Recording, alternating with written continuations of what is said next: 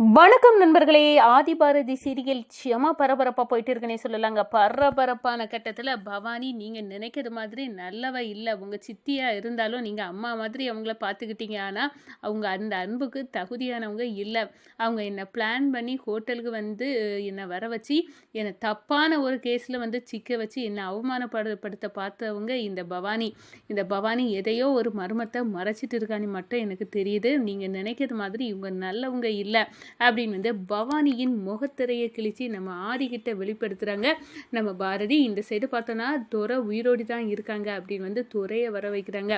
பவானி அப்படியே நடுங்குறாங்க. அப்போ தான் என்ன சித்தி பயமாக இருக்கா? உங்களை பற்றி எல்லா உண்மையும் துரை சொல்லிட்டானே நீங்கள் வந்து நினைக்கிறீங்களா? அதுதான் உண்மையாட்டே துரை எல்லாம் சொல்லிட்டான். அவனை கடத்தி வச்சு இந்த கல்யாணத்தை பாரதி வந்து ஆதாரத்தோடு வந்து நிறுத்திடுவா அப்படின்னு வந்து நீங்கள் பயப்பட்டு துரையை கடத்தி அவனை கொல்ல பார்த்துருக்கீங்க. எவ்வளோ பித்தலாட்டம் துறை வந்து சொல்கிறான். நானே பவானி கூட சேர்ந்து உங்களை கொல்லதுக்கெல்லாம் ஏகப்பட்ட சதி பண்ணியிருக்கேன்.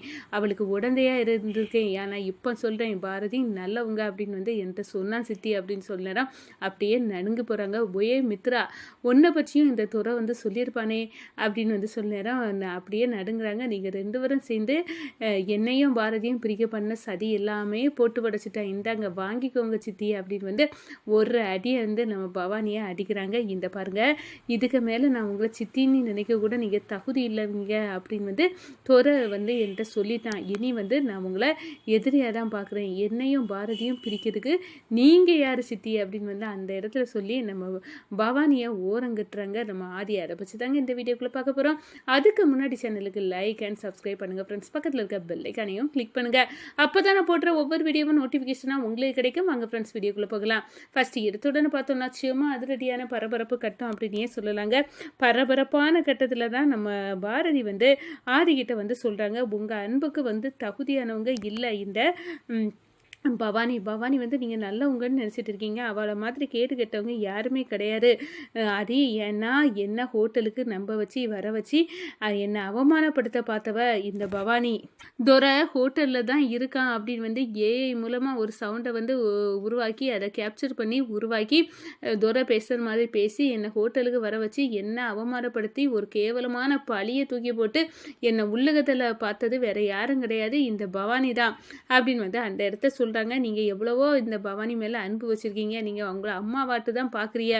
சித்தியாக இருந்தாலும் அவங்க மேலே அவ்வளோ பாசத்தை கொட்டி வச்சுருக்கீங்க. ஆனால் அவங்க ஆசைப்படுறது உங்கள் அன்புக்கு இல்லை, உங்கள் சொத்துக்காக தான். அவங்க உங்கள் சொத்து விட்டு எல்லாத்தையும் அடையணும் அப்படின்னு தான் இந்த சதியை வந்து மித்ரா கூட சேர்ந்துக்கிட்டு செய்கிறாங்க. உண்மையாட்டே உங்கள் சித்தி நல்லவங்க இல்லை. உதாரணமாக துறை கூட உயிரோடி தான் இருக்கான். துறையை வந்து கடத்தி வச்சுருக்கிறது வேறு யாரோ கிடையாது, இந்த பவானி தான். நான் வந்து மீட்டுட்டேன். துறை இப்போ இங்கே தான் இருக்கான். அப்படியா துறை எங்க? உடனே வந்து நம்ம துறை வராங்க. இந்த பாரு மன்னிச்சிரு ஆதி, உன்னையும் பாரதியும் பிரிக்கிறதுக்கு இந்த பவானி மித்ரா கூட சேர்ந்து நான் எவ்வளவோ சதி பண்ணிட்டேன். உண்மையாட்டே நீ நினைக்கிறது மாதிரி உங்கள் சித்தி உனக்கு நல்லவங்க இல்லை. அவங்க உன் சொத்து இவத்து எல்லாத்தையும் ஆட்டையை போட்டு எடுக்க தான் அவங்க வந்து சதி பண்ணுறாங்க. அந்த ஏகாம்பரமும் பவானியும் வந்து எவ்வளோ பெரிய ஆளுன்னு எனக்கு தெரியும். அவங்க ஒன்றை அழிக்கிறதுக்காக யாருக்கு உயிரினாலும் கொல்லுவாங்க.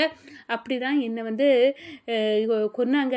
என்னை கொல்லதுக்கு கட்டியெல்லாம் வச்சு வந்து வந்தாங்க. ஆனால் நான் வந்து தப்பிச்சிட்டேன். அவங்களே வந்து நான் செத்து போனேன் அப்படின்னு தான் நினச்சிட்டு இருந்தாங்க. ஆனால் அவங்களுக்கு தெரியாது நான் உயிரோடு இருந்தேன்னு. ஒரு கட்டத்தில் பார்த்தோன்னா நான் உயிரோடு இருக்க விஷயத்த வந்து தெரிஞ்சுக்கிட்டு அது பிறகு என் உயிரை எடுக்கணும்னு வந்தாங்க.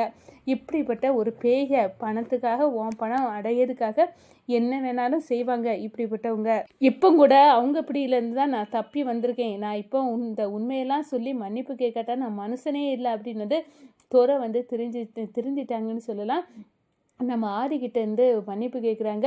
அதோட பாரதிக்கும் நான் எவ்வளவோ தீமை செய்தேன், உங்கள் ரெண்டு பேர்த்தையும் வந்து சேர்த்து வைக்கணும், அதுக்காக தான் எனக்கு முடியாமல் இருந்தப்போ கூட நான் அங்கேருந்து தப்பி உங்கள்கிட்ட வந்து உண்மையை சொல்லணும் அப்படின்னு வந்து வந்தேன். அதுவும் இல்லாமல் எனக்கு வந்து ட்ரீட்மெண்ட் கொடுத்தவங்களுக்கு அந்த பொண்ணையை நான் அனுப்பி வச்சேன். இது எல்லாமே வந்து இந்த பவானிக்கு சதியாக தான் முடிஞ்சுது அப்படின்னு வந்து அந்த இடத்துல வந்து சொல்ல நேரம் நம்ம ஆதி அப்படியே அரண்டு போய் நிற்கிறாங்க.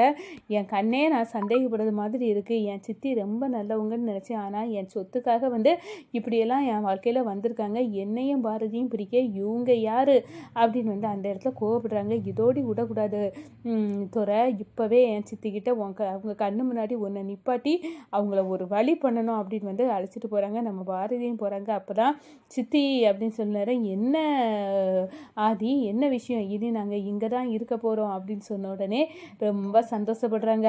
அது அடுத்த அடி வைக்கிறாங்க. இந்த பாருங்க, இப்போ துறை உயிரோடி தான் இருக்கான் சித்தி அப்படின்னு சொன்னோன்னா பவானிக்கு முகம் அப்படியே முறைக்கட்டையெல்லாம் மாறுவு. இங்கே என்ன துறை உயிரோடி இருக்கிறத தெரிஞ்சுட்டான், துறையை கூட்டிகிட்டு வந்திருப்பான் போல இருக்க, அவனும் நம்ம பிடியிலேருந்து தப்பி போயிட்டான், இப்போ என்ன வந்திருப்பானோ அப்படின்னு நினைக்கிற நேரமே துறை வராரு. நடுங்கிறாங்க பவானி.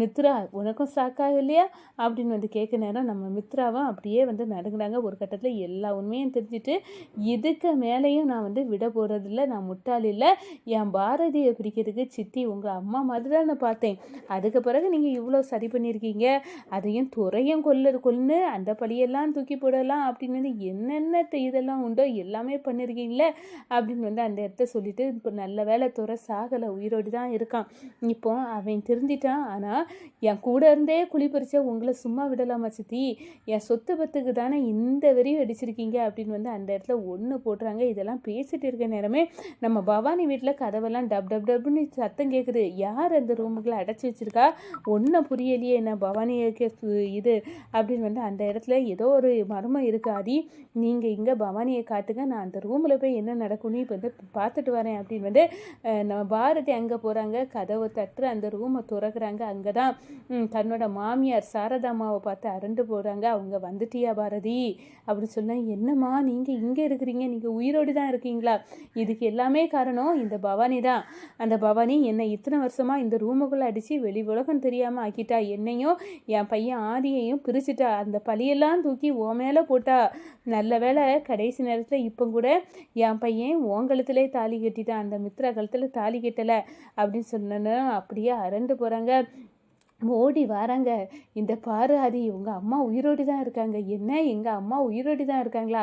ஆமாம், இந்த பவானி தான் இத்தனை வருஷம் அவங்கள இந்த ரூமுக்குள்ளே அடைச்சி வச்சுட்டு அவங்க இறந்துட்டாங்க அப்படின்னு ஒரு பழியை தூக்கி என் மேலே போட்டு, அதுக்கு காரணம் நான் தான் அப்படின்னு ஒரு பழியை தூக்கி போட, இந்த பவானிக்கு எப்படி தான் மனசு வந்தோ, சொந்த அக்காவுக்கே இப்படி ஒரு சூனியம் வச்சுருக்கா, இவ எல்லாம் மனுஷியா, இவளை சும்மா விடக்கூடாது ஆதி அப்படின்னு சொல்லியிருந்தோம்.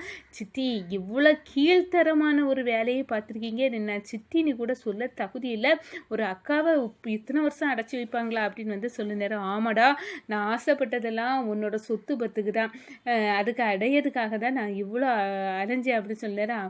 நம்ம ஆனந்த் எங்கள் அம்மாவை அடிக்கணும் அப்படின்னு ஒன்று கொடுக்குறாங்க.